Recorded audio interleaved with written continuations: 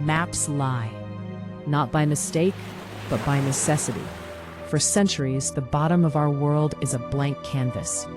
A theoretical continent drawn onto 16th and 17th century charts to balance the weight of the North. Royal empires send men into the freezing dark to find it. Between 1772 and 1775, Captain James Cook circles the frozen latitudes and declares the continent a myth. The world believes him. Globes are wiped clean. Then comes the year 1820. Within days of each other, three separate nations collide with the impossible. They chart land where Cook claimed there was only ice. Coastlines are measured, coordinates are logged, islands are named. Today, if you sail to those exact 19th century coordinates, you will drop an anchor into 2 miles of empty water. There is nothing there. There never was. This is the mystery of the phantom cartography. These aren't the hallucinations of starving, delirious sailors. These are documented discoveries by the world's most disciplined navigators. The world redraws its globes to accommodate the new reality. Survey expeditions are dispatched. The coordinates are locked. The mission is verification. Decades later, better ships return to colonize and exploit these regions. They come armed with precision, with proof. They arrive at the exact coordinates. The water is 2 miles deep. The land is gone. Not sunk, not melted, erased. Did the ocean play a massive, cruel trick on human perception? Or did the early explorers see something that chose to withdraw from our maps? To understand how an entire continent can become a ghost, we have to look at the men who claimed they touched it, and the terrifying optical trap that caught them. Welcome to the White Desert, where seeing is the ultimate deception.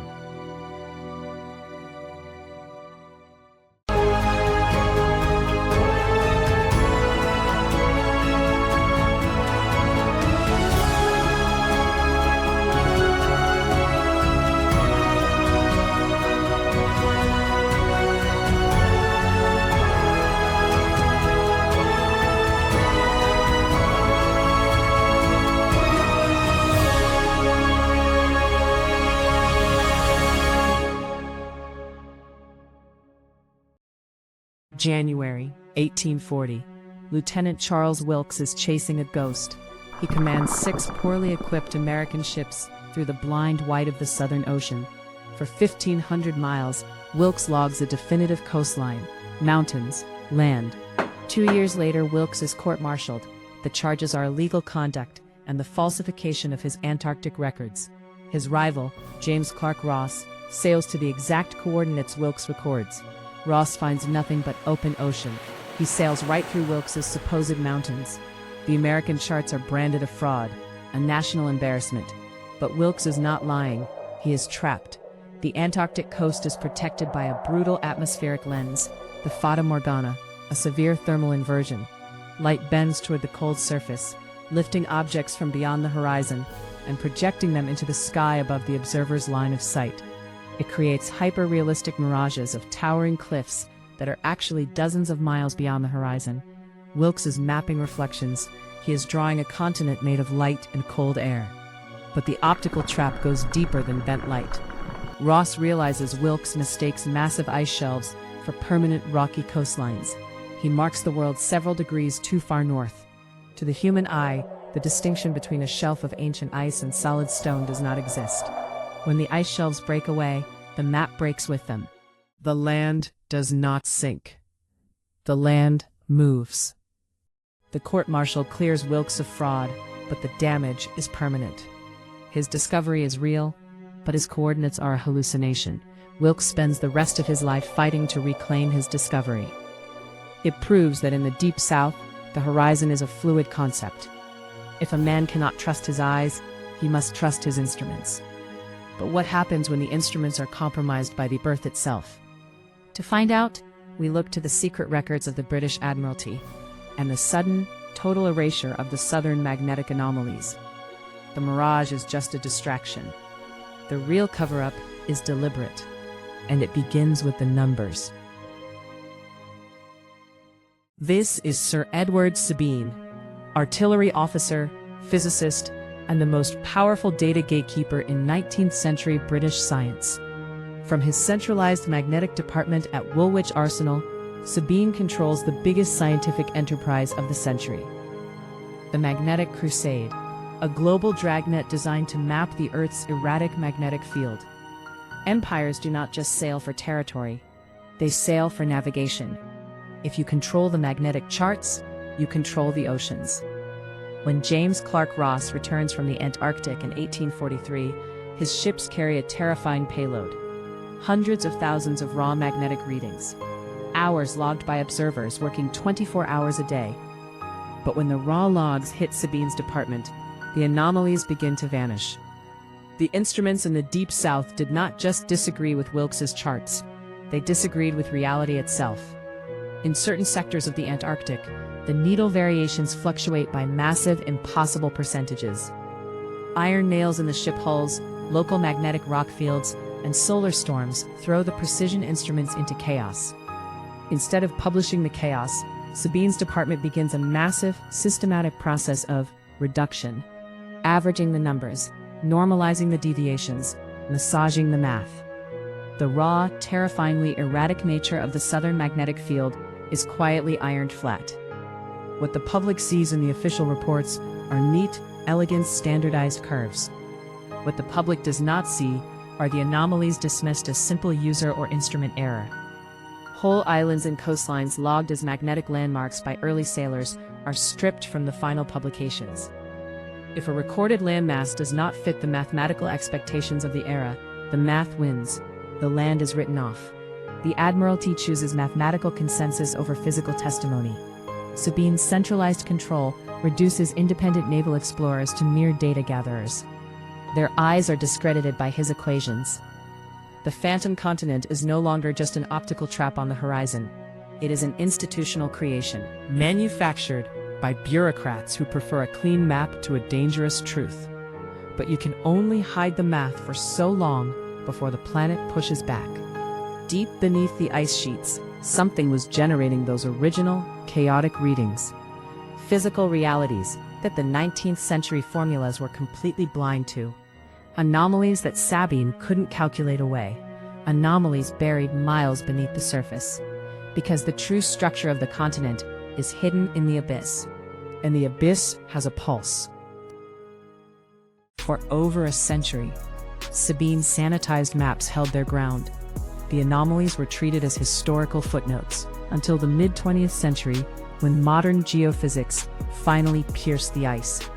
In 1958, Soviet scientists penetrate the East Antarctic interior using seismic instruments.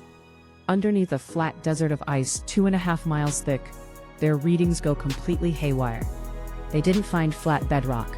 They found an entire hidden world, the Gamburtsev subglacial mountains, an ancient alpine mountain range the size of the European Alps, entirely entombed in ice. But the mountains were only the surface of the problem. The real anomaly lay much deeper. Beneath the ice and the rock sits a massive, sleeping continental rift system, a place where the Earth's crust is pulling itself apart, thinning out until the mantle below is exposed, where massive plumes of magnetic magma rise unusually close to the subglacial surface. This is what Ross's wooden ships were crossing in 1841, not an error of the needle, an error of the map. In these sectors, the sheer density of the underlying rock shifts, the local gravity field distorts. The intense magnetic anomalies Sabine's clerks tried to erase weren't instrument failures. They were raw data. They were recording the magnetic signature of a continent that behaves like an entirely different planet.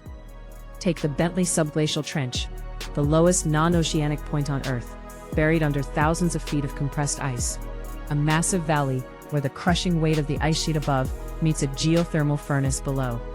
When modern sensors are placed down these boreholes, they record something unexpected. A slow, low-frequency acoustic hum, a continuous seismic vibration. It isn't the sound of wind or cracking ice shelves. It is deep tectonic activity. The continent is constantly shifting, responding to forces buried hundreds of miles beneath the mantle. Sabine wanted a perfect mathematical curve because he believed the Earth was a static, predictable clock. But the planet refuses to be standardized by 19th century bureaucracy. Every year, satellite data confirms that Earth's magnetic poles are migrating faster than at any point in recorded history, shifting away from the old baselines established by the British Admiralty.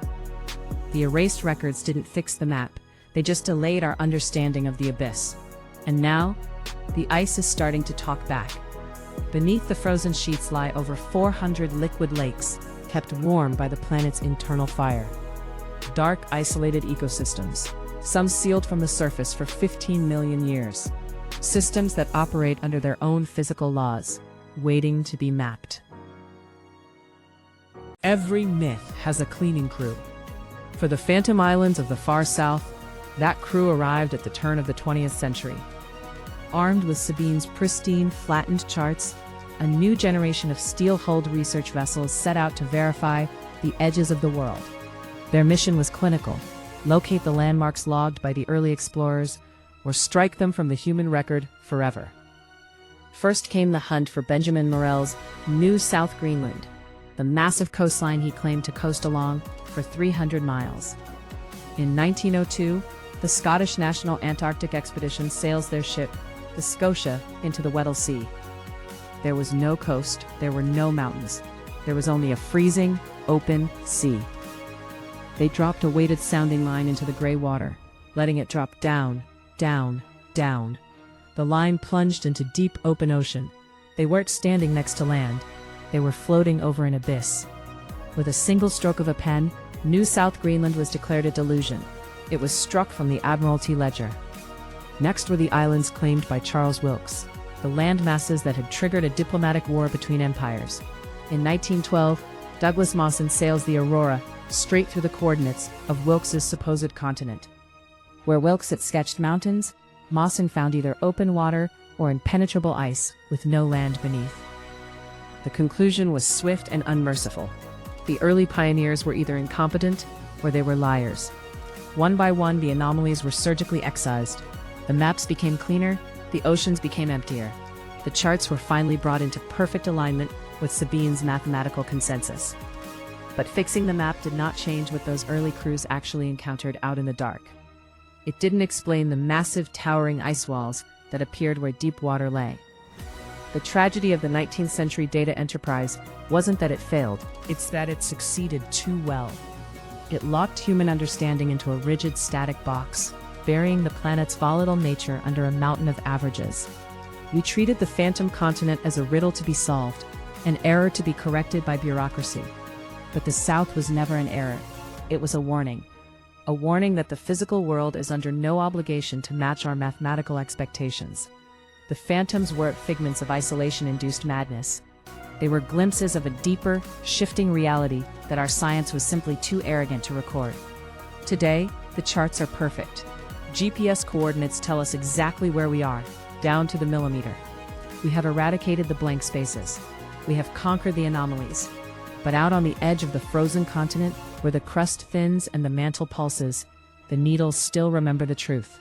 And the map is still wrong.